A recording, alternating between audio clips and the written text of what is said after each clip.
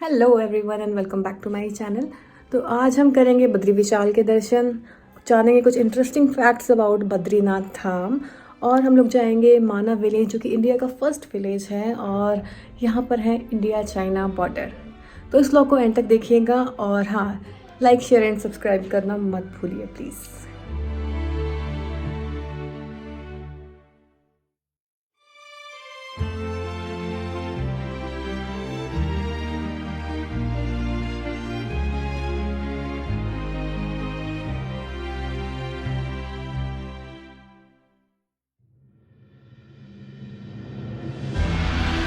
हम लोग पहुँच गए हैं बद्रीनाथ। अभी शाम के 5 बजने वाले हैं। 4 बजे जो है कपाट खुल जाते हैं, शाम को 4 बजे। 3 से 4 बजे करीब मंदिर के कपाट बंद रहते हैं। यहाँ पर बहुत ज़्यादा ठंड है और आज सुबह तक यहाँ पर स्नोफॉल हो रहा है। पीछे आप देख भी सकते हैं कितनी स्नो है। तो हम लोगों ने यहाँ पर GMVN का होटल है पीछे, तो यहाँ पर हम लोगों ने बुकिंग करा दी है और पहले जाएंगे हम लोग मंदिर के दर्शन करने, उसके बाद हम लोग दिखाएंगे आपको मंदिर।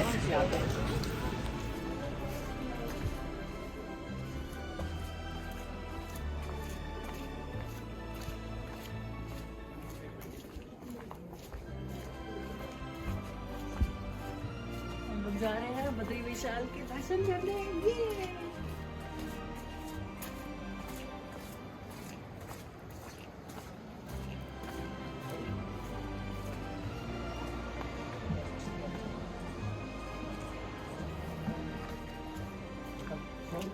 इस वक्त मैं हूँ बद्री विशाल धाम में, बद्रीनाथ मंदिर के अंदर।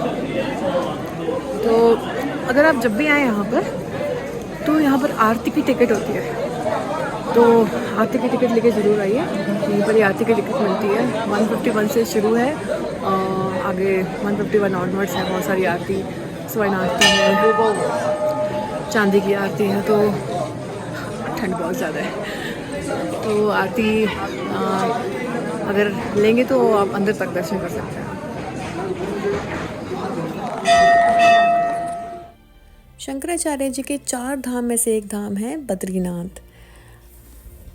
बद्रीनाथ है अलकनंदा के किनारे। तो अलकनंदा का उद्गम स्थल सतोपंथ है, जिसका रास्ता यही पास में एक माना विलेज है, वहाँ से जाता है। तो पहले ये जानते हैं बद्रीनाथ का नाम बद्रीनाथ कैसे पड़ा। जब विष्णु जी जब तपस्या कर रहे थे तो बर्फ़ पड़ते हुए देखकर लक्ष्मी जी ने बेल के पेड़ का रूप धारण कर लिया था, ताकि बर्फ़ जो है वो पेड़ के ऊपर गिरे और विष्णु जी की तपस्या बिल्कुल परेशान ना हो। तो बहुत सालों के बाद जब विष्णु जी तपस्या से उठे तो ये सब देख के वो बहुत खुश हुए और उन्होंने इस जगह का नाम रखा बद्रीनाथ। बद्री यानी कि बेल का पेड़। अच्छा, एक बात और, यहाँ पर जो पुजारी होती हैं जो गर्भगृह के अंदर पूजा करते हैं वो नंबूदरी ब्राह्मण होते हैं, जिनको यहाँ पर रावल भी बोलते हैं।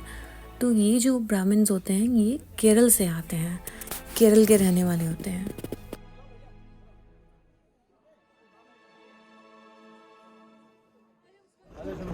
तो हम लोग रुके हैं यहाँ पर होटल देवलोक बद्रीनाथ। ये GMVN का ही होटल है, गढ़वाल मंडल निगम का।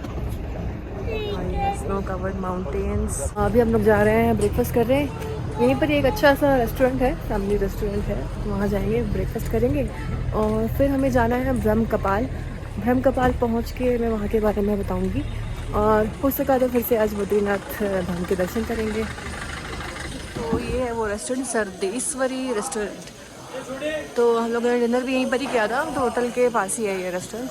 काफ़ी सही है, मतलब यहाँ पे जितने भी होटल्स हैं, रेस्टोरेंट हैं, उनमें से सबसे बढ़िया है ये।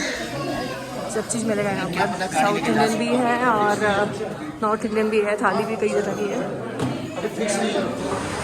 तो इस समय मैं हूँ तप्तकुंड के सामने, मंदिर के पास ही। ये ब्रिज के ऊपर से आपको आना है, तप्तकुंड के लिए एक रास्ता है और मंदिर जाने से पहले तप्तकुंड पे नहा के ही लोग जाते हैं। तो यहाँ पर गर्म पानी का एक कुंड है और बकेट लेके ही आपको अंदर जाना है। कुंड के सामने ही यहाँ पर शॉप्स है कुछ, तो यहाँ से बकेट लेके ही अंदर जाना है। ब्रह्म कपाल हिंदुओं के लिए बहुत ही इम्पॉर्टेंट जगह है। ये जगह बहुत ही ज़्यादा मायने रखती है।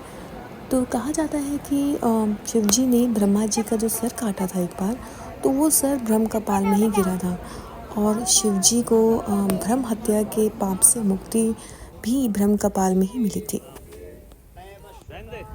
ऐसा कहा जाता है कि अगर हम अपने डिपार्टेड एंसेस्टर्स का यहाँ पर पिंडदान कर देते हैं तो उनको जन्म मरण के चक्रव्यूह से मुक्ति मिल जाती है। और यहाँ पूजा का प्रोसेस काफ़ी अच्छा है, काफ़ी लंबे समय तक पूजा चलती है। मतलब ऐसा नहीं है कि बहुत हड़बड़ी में और जल्दबाजी में पूजा हो जाती है, जो कि अक्सर देखा जाता है।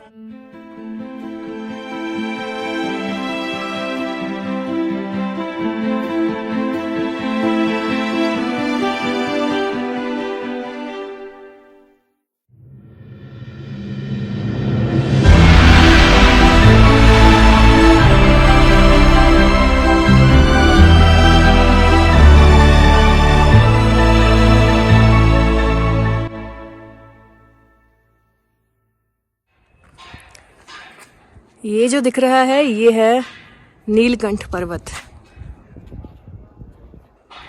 हाँ, ये JMVN के सामने ही दिखेगा नीलकंठ पर्वत।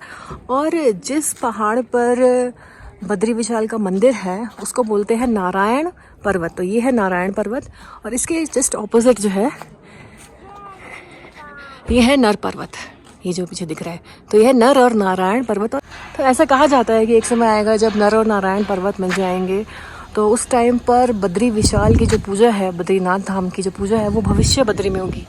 और भविष्य बद्री जो है वो मंदिर है जोशीमठ से 18 किलोमीटर दूर। तो वहाँ पर ट्रैक करके जा सकते हो आप लोग 18 किलोमीटर। कोई मोटरेबल व्हीकल्स नहीं जा सकते, वहाँ पर रोड नहीं है। बद्रीनाथ के कपाट 18 नवंबर को बंद हो जाएंगे अभी। तो उसके बाद क्या होगा ना, 18 नवंबर के बाद यहाँ से जो भी सब चीज़ सील हो जाएगा, मंदिर बंद हो जाएगा और यहाँ से जो है मंदिर वो चला जाएगा जोशीमठ में। तो बद्रीनाथ भगवान की पूजा फिर होगी जोशीमठ में विंटर्स में। और ये पूरा एरिया सील हो जाता है उस टाइम पर। सब लोग यहाँ पर सब बंद करके चले जाते हैं, सब रेस्टोरेंट्स वगैरह होटल्स वगैरह सब बंद हो जाएंगे। अब हम लोग जा रहे हैं माना यहाँ से 5 किलोमीटर दूर है और मिलते हैं फिर माना में।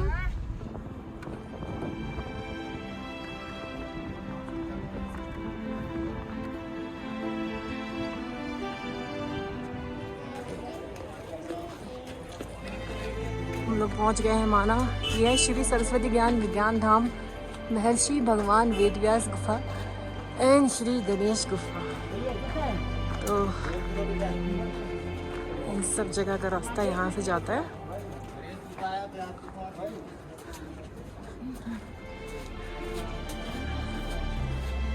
अब माना विलेज के अंदर आपको काफ़ी सारी छोटी छोटी शॉप्स देखने को मिलेंगी, जहाँ पर काफ़ी नॉमिनल रेट्स में आपको वुलन क्लोथ, कैप्स वगैरह मिल जाएंगी। तो आप अगर यहाँ आ रहे हैं तो ज़रूर कुछ ना कुछ तो खरीदिए, ताकि यहाँ के लोकल्स की भी हेल्प हो जाए।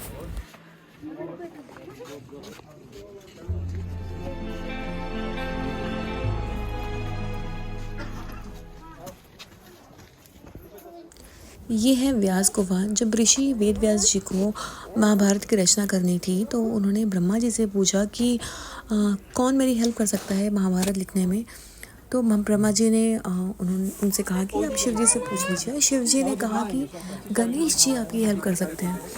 तो महाभारत लिखने में गणेश जी ने उनकी हेल्प की। उन्होंने डिक्टेट किया, वेद व्यास जी ने डिक्टेट किया और गणेश जी ने महाभारत लिखा। तो यही वो जगह है जहाँ पर महाभारत की रचना हुई थी, महाभारत लिखा गया था।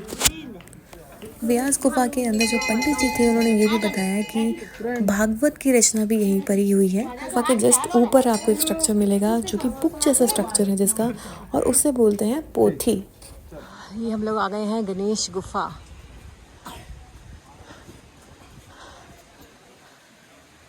माना विलेज में है गणेश गुफा। चलते हैं गणेश गुफा के दर्शन करते हैं।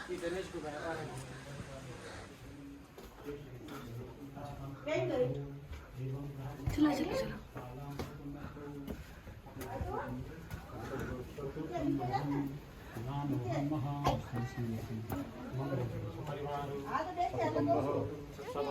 वीडियो बना लो। आप लोग यहीं के रहने वाले हैं? अच्छा अच्छा। तो अभी यहाँ पर मतलब पूरा सर्दी में भी यहीं रहेंगे? नहीं, अब 4-5 दिन के बाद हम गोपेश्वर चले जाएंगे। गोपेश्वर? हाँ, यहाँ आजकल पूजा चल रहा है ना। जब मंदिर बंद हो जाते हैं तो आप लोग अपने घर उधर चले जाते हो? हाँ। तो आप गोपेश्वर चले जाओगे? हम 6 मंथ यहाँ रहते हैं। अच्छा। 6 मंथ गोपेश्वर। वहाँ पर भी आपका घर है और यहाँ पर भी घर है? वहाँ भी घर है, यहाँ भी घर है। अरे वाह। तो जो हमारे बच्चे हैं वो वहीं पढ़ते हैं। तो आजकल हमारा यहाँ 5 दिन तक लगातार घंटाकरण जी का पूजा चल रहा है गाँव में। अच्छा अच्छा अच्छा अच्छा अच्छा। तो ये बच्चे वहाँ अकेले रहते हैं घर में? हाँ जी, बच्चे अकेले रहते हैं घर में? रहते हैं। हाँ, अपना बाजी के साथ, अपना घर परिवार सबके साथ। हाँ। अच्छा अच्छा अच्छा। हम जाके तब शिफ्ट रहते हैं ना। वो जो रास्ता है वो कहाँ को जा रहा है? वो सतोपंथ। अच्छा, वो सतोपंथ के लिए जा रहा है? वसुधारा। वसुधारा। आप लोग कहाँ से? तो ये है सरस्वती नदी का उद्गम स्थल। जब पांचों पांडव और द्रौपदी अपना राजपाट छोड़ के स्वर्ग की तरफ जा रहे थे तो वो इसी रास्ते से जा रहे थे स्वर्गारोहिणी की तरफ। और सरस्वती नदी क्रॉस करने के लिए भीम ने वहाँ पर जो चट्टान है, चट्टान को गिराकर पुल बनाया था, उसी को बोलते हैं भीम। कुछ लोग कहते हैं कि सरस्वती नदी लुप्त हो जाती है, कुछ लोग कहते हैं कि सरस्वती नदी ज़मीन के नीचे बहती है, लेकिन यहाँ पर आके सारे वो मिसकंसेप्शन दूर हो जाते हैं। यहाँ पर मैंने सरस्वती नदी को अलकनंदा में मिलते हुए देखा, और अलकनंदा वही नदी है जो कि भागीरथी के साथ मिलके गंगा कहलाती है। तो इन अ वे सरस्वती नदी गंगा नदी का ही पार्ट है।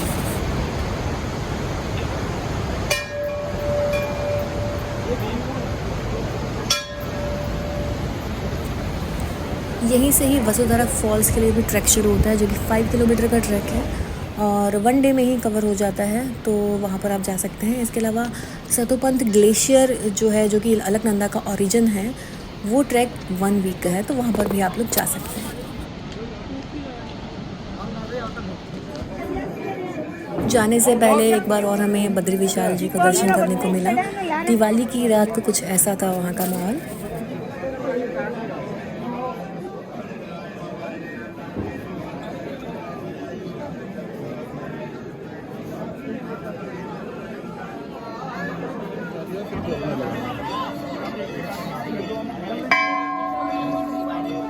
तो बद्रीनाथ से जोशीमठ के रास्ते में ही ये एकादशी माता का मंदिर है, यहीं पर ही। तो बद्रीनाथ से जस्ट 15-20 मिनट की दूरी पर ही है ये, तो इसके दर्शन कराते हैं हम।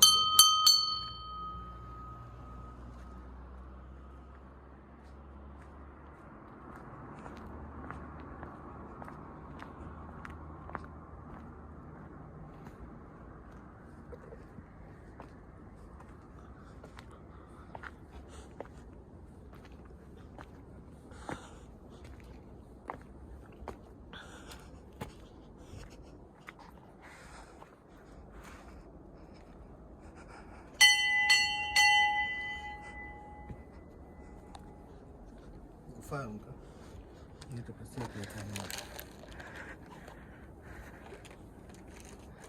तो यहाँ पर एकादशी माता ने तपस्या की थी, यहीं पर ही गुफा है एक। तो चलिए प्रणाम करते हैं एकादशी माता को। मेन रोड पर ही है, ये हाईवे पर ही है मंदिर। छोटा सा मंदिर है, प्यारा सा।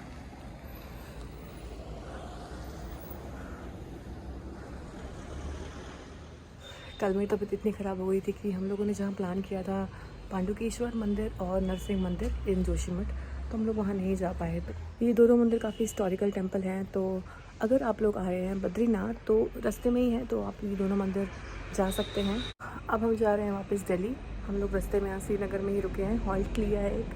अब यहाँ से 7.5 आवर्स में हम लोग पहुँच जाएंगे दिल्ली।